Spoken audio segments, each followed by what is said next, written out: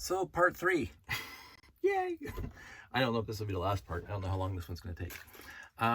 Because this is the biggest one. But we're not going to talk about that right off the bat. I'm going to show you that basically this technique works for almost any wing plate that has only one side, that has one smooth cut on it, or like whatever.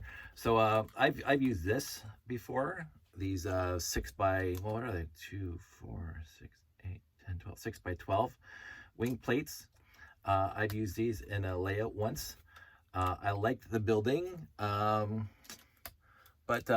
it was just quote unquote too big for the area that I was inhabiting. The building was just too big, and it was kind of a rush job, so I didn't build it to my usual, but that worked perfectly fine. You know, and then you do the same thing as we showed in the other videos. So we're just going to get rid of those right now, because I want to show you the 4x9, because that's what somebody was asking about. So we're going to put those aside. And this is one of my builds using 36 4x9 wing plates. And it is perfectly round. Well, quote unquote perfectly round. This takes a lot more effort than the previous 2 videos with the 4x8 wing plate and the 4x4 wing plate. This takes some more effort because the wing plates are under tension. It's not a lot of tension, and there's a way around it, but it doesn't look nearly as nice. But I'll show you. So I'm gonna put that there. And we have, I didn't grab 36 because it was just taking far too long to haul out 36 wing plates. So I hauled out 6 wing plates. And basically it's exactly what now the problem with these wing plates, that's not a problem. But you see it's 4 studs down before it hits the slope. And the slope, the actual cut-in starts right before this last stud. So what I have done, and I tried it both ways. I tried it putting the hinge plate on the 3rd stud and on the 4th stud, and I like the 3rd stud better. The problem with the 3rd stud is that, I'll show you in a second, is that the wing plate, when you get all the wing plates in a circle, there's some tension there. It doesn't quite, and it's like micromillimeters basically. So this is basically what you do. I first saw this, I think it was just 5 or 6 in one of our train shows a long time ago. My friend Callum showed up with a building for the city layout that was like an apartment building or a business building, and the entrance had this thing coming out the front, and so the doors were along this curve here. And I thought that was the most brilliant thing I've seen in a long time. And I said, I want to adapt that. So basically, Callum's building in whatever train show we did inspired me to do this when I got home. So this is all you do. 36 wing plates and 36 hinge plates. Now, I will put another 36 hinge plates on the bottom to reinforce it, because as I mentioned, the tension, it pops apart if you just use wing plates either on the top or on the bottom. So I used 36 wing plates and 72 of those. And I'll show you, because I built it so you guys don't have to watch me build it. There it is. And you can see that it is under tension. It's a cone now. It actually like goes down, and you can flip it so it goes the other way, but I'm not going to bother. So this is the tension. So to try to get this thing flat, it will, what's underneath there? Something's underneath there. Oh, there's a piece. So there we go. As you get it flat, it will go flat, but it takes a little bit of work. So when it's in a building like that, it's perfectly flat.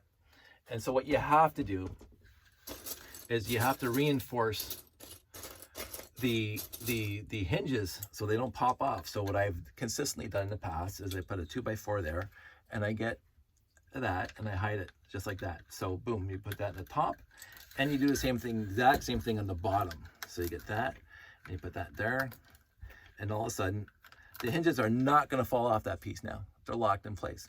They'll fall off the rest of it, but then if you get 70, or you get 36 of these 3x4s, and you get 72 of those 2x3 inverted, and you do it all the way around.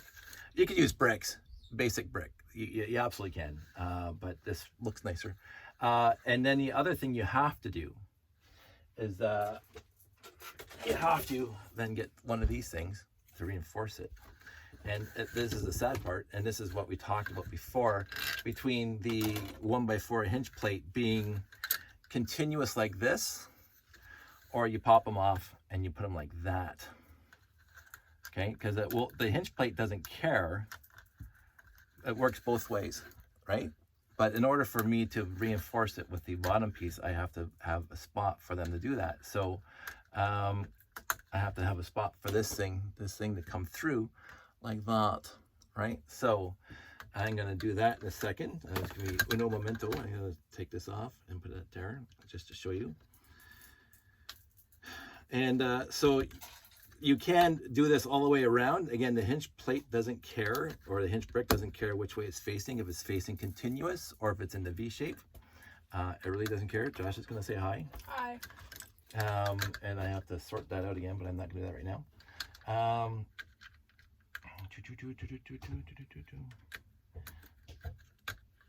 I do find for building purposes, the continuous is a lot easier than doing the V on the hinge plate. And that's just because it's easier just to drop a 2x4 into these gaps here and then put the inverted on top of that, right? That's just easy. To fill this in, then you need a 2x2 and a 1x4, or a 2x3 and two 1x1s, whatever.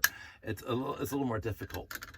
So I tend to avoid doing the V hinge plate like these guys, and just do the continuous this way. But where these things are, I do the V, because again, you have to get these reinforcements to keep it flat. Now, as I said, if you put it on the stud below, if you do it on the 4th stud instead of the 3rd stud, you don't run into this problem, but then the wings are really loosey-goosey, and that's a technical term. So let's just center this thing properly. One more stud. I think it shows the wrong one. No, get up here. Doing this on live television. There we go. There we go. That's locked down. That's locked down. And that is now locked down. Okay, now this is locked down. And you can still see that it still wants to go into a cone-ish. We just pull those pieces up. And if you have the base plate underneath or something else underneath the tiles to hold this thing up, then you don't have to worry about that. So, but now you have a perfectly acceptable full circle for whatever you want to build right there. If you do these all the way around, it reinforces the whole thing, and then you look like that.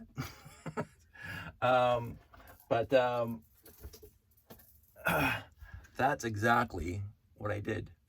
36 wing plates, 4x9 wing plates, and then 72 1x4 hinge plates, and then reinforcing with 36 3x4 slopes on the top and 2x3 slopes on the bottom. You need 72 of those. So you are making brick link orders unless you have a huge collection. But this is where it really gets cool, and my mind was blown when I found this out. So you make the circle, and then if you are like me and you have lots of monorail, that's not gonna be pretty. Get up. Sorry for the delay. So you have a monorail circle. This monorail fits perfectly, and I mean this absolutely perfectly, on that. Like, it's uncanny. Like, it's unbelievably uncanny how well the monorail curve fits on this circle. And so this is why I used it in a lot of places. The monorail curve is not a perfect curve, circle curve. So the last two studs on, let me point this down over here. The last two studs that at the attachment area are straight. So the track right here is straight, and then it starts curving again. So what happens is that if you put four of them together, this is not a perfect circle. It's whatever Neil deGrasse Tyson calls the planet oblique spheroid. because it bulges on the 45s.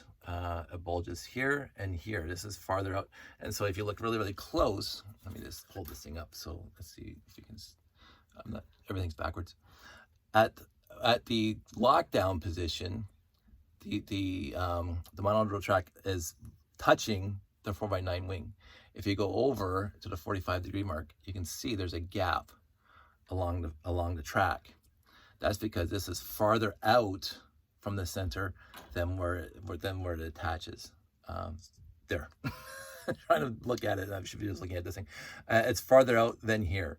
I mean, it's 1.5 millimeters, but there's a difference. But you don't see it, and nobody cares. But that's the issue. So, in the end, these wing plates make for fantastic monorail platforms. They really do. And that's why I use them that way. So, but there isn't much to it. There isn't much to it. The issue is that you have to get lots of them. You have to get 36 wing plates. You have to get 72 1x4 hinge plates. You have to get the inverted slopes. Or again, just use bricks. You can just use bricks if you want to. 2x4 bricks. You just have to find a way of locking the 1x4 hinge plate into itself so it doesn't pop off easy. Because if you don't do that, it will pop apart pretty easy.